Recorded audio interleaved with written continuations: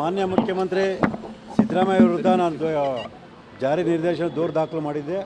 ಆ ಒಂದು ಹಿನ್ನೆಲೆಯಲ್ಲಿ ಇವತ್ತು 11 ಗಂಟೆಗೆ ವಿಚಾರಣೆಗೆ ಹಾಜರಾಗಬೇಕು ಅಂತ ಸಮನ್ಸ್ ಜಾರಿ ಮಾಡಿದರು. ಆ ಪ್ರಕಾರ ನಾನು ವಿಚಾರಣೆಗೆ ಹಾಜರಾಗಿದ್ದೀನಿ. ಅವರು ನನಗೆ ಮತ್ತು ನನ್ನ ಕುಟುಂಬಕ್ಕೆ ಸೇರಿದಂಥ ಮಾಹಿತಿಗಳನ್ನು ಮತ್ತು ಕೆಲವು ದಾಖಲಾತಿಗಳನ್ನು ಸಮನ್ಸ್ ಜೊತೆ ಕೇಳಿದರು. ಆ ಎಲ್ಲ ಮಾಹಿತಿ ಮತ್ತು ದಾಖಲಾತಿಗಳೊಂದಿಗೆ ನಾನು ಇವತ್ತು ಜಾರಿ ನಿರ್ದೇಶಕ ಕಚೇರಿಯಲ್ಲಿ ವಿಚಾರಣೆಗೆ ಹಾಜರಾಗ್ತಾ ಇದ್ದೀನಿ.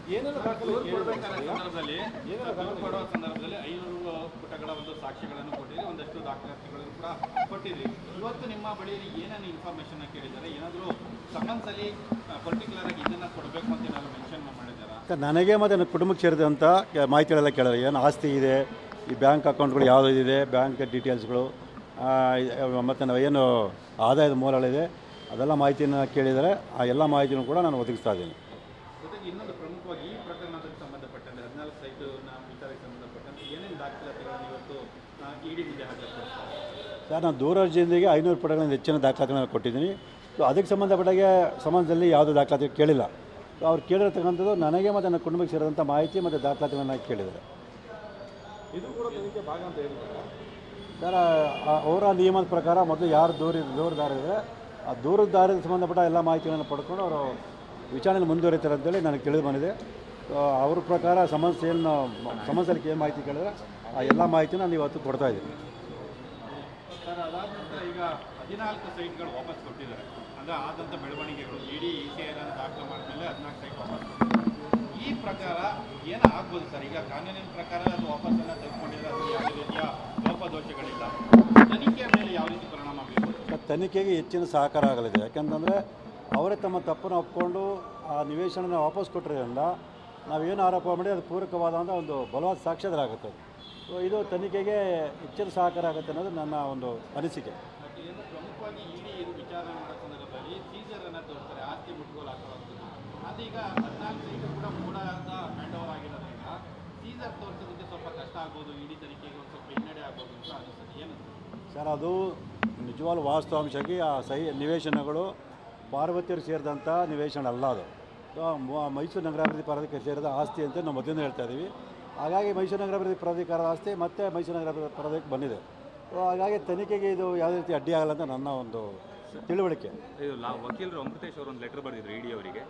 ಸ್ನೇಹಮಯಿ ಕೃಷ್ಣ ಆಗಿರ್ಬೋದು ಅಥವಾ ಪ್ರದೀಪ್ ಅವರಾಗಿರ್ಬೋದು, ಅವರೆಲ್ಲರೂ ಕೂಡ ಮಧ್ಯಮ ವರ್ಗ ಫ್ಯಾಮಿಲಿಯವರು. ಅವರಿಗೆ ಈ ರೀತಿ ಅಂದರೆ ಇಷ್ಟೊಂದು ಲಾಯರ್ಗಳನ್ನ ಅಫೋರ್ಡ್ ಮಾಡುವಂಥ ಶಕ್ತಿ ಹೇಗೆ? ಆ ರೀತಿಯಲ್ಲಿ ಅವರ ಆದಾಯವನ್ನು ಕೂಡ ನೀವು ಪರಿಶೀಲನೆ ನಡೆಸಬೇಕು ಅಂತೇಳಿ ಆ ಉದ್ದೇಶದಿಂದ ಏನಾದರೂ ನೋಟಿಸ್ ಕೊಟ್ಟಿದ್ದಾರೆ? ಹಾಗಾದರೆ ಇಲ್ಲ ಸರ್, ನನಗೆ ಅದು ಬಂದಿಲ್ಲ. ನಮಗೆ ಬಂದ ಭಾಷೆ ನಾವೇನು ದೂರ ಅರ್ಜಿ ಅದಕ್ಕೆ ಸಂಬಂಧಪಟ್ಟ ಬಂದಿದೆ. ಯಾರು ಬೇಕಾದ್ರೆ ನಮ್ಮ ವಿರುದ್ಧ ದೂರು ದಾಖಲು ಮಾಡ್ಬೋದು. ಈ ಮಧ್ಯಮ ವರ್ಗದವರು ಒಬ್ಬ ಮುಖ್ಯಮಂತ್ರಿ ವಿರುದ್ಧ ಹೋರಾಟ ಮಾಡಬಾರ್ದು ಅಂತ ಹೇಳಿಲ್ಲ, ಸಂವಿಧಾನ ತಿಳಿಸಿಲ್ಲ. ಕಟ್ಟ ಕಡೆಯ ವ್ಯಕ್ತಿಯು ಕೂಡ ತನ್ನ ಅಧಿಕಾರವನ್ನು ಚಲಾಯಿಸಿ ತನ್ನ ಹೋರಾಟವನ್ನು ಮಾಡ್ಬೋದು, ಏನು ಬೇಕಾದ್ರೂ ಸಾಧನೆ ಮಾಡ್ಬೋದು. ಸಂವಿಧಾನ ಹಕ್ಕು ಕೊಟ್ಟಾಗ ಮಧ್ಯಮದ ವರ್ಗದವರು ಮುಖ್ಯಮಂತ್ರಿ ವಿರುದ್ಧ ಮಾಡ್ತಾಯಿದ್ರೆ, ಹೋರಾಟ ಮಾಡಿದ ತಕ್ಷಣ ಈ ಥರ ಎಲ್ಲ ಆರೋಪ ಮಾಡೋದು ಸರಿ ಅಲ್ಲ. ಕೈಗಳಿದ್ದಾವೆ ಅನ್ನೋ ರೀತಿಯಲ್ಲಿ ಅವ್ರು ಲೆಟರ್ ಬರೆದಿದ್ರು ಸರ್, ಇಡಿಗೆ ಮತ್ತು DGIG ಅವರಿಗೆ. ಸರ್, ಈ ಕಾಣದ ಕೈಗಳು ಇದೆಯಲ್ಲ ಅನ್ನೋದು ಮುಖ್ಯ ಪ್ರಶ್ನೆ ಬರಲಾಗಿ. ಇಲ್ಲಿ ನಾವು ಏನು ಆರೋಪ ಮಾಡಿದ್ವಿ ಆರೋಪ ನಿಜನ ಸುಳ್ಳನ್ನು ಬರ್ತದೆ. ಕಾಣದ ಕೈ ಆಗಲಿ ಅಥವಾ ಕಾಣೋ ಕೈ ಆಗಲಿ ಯಾವುದೇ ಕೈ ಇದ್ರೂ ಕೂಡ ಅದಕ್ಕೂ ಇದಕ್ಕೂ ಸಂಬಂಧ ಇಲ್ಲ. ಇಲ್ಲಿ ಮುಖ್ಯ ಬರಬೇಕಾಗಿರೋದು ಆರೋಪ ಏನಿದೆ, ಆರೋಪಕ್ಕೆ ಪೂರಕವಾಗಿ. ಸೊ ನಾನಂತೂ ಯಾವುದೇ ತನಿಖೆಗೂ ಸಿದ್ಧ ಇದ್ದೀನಿ.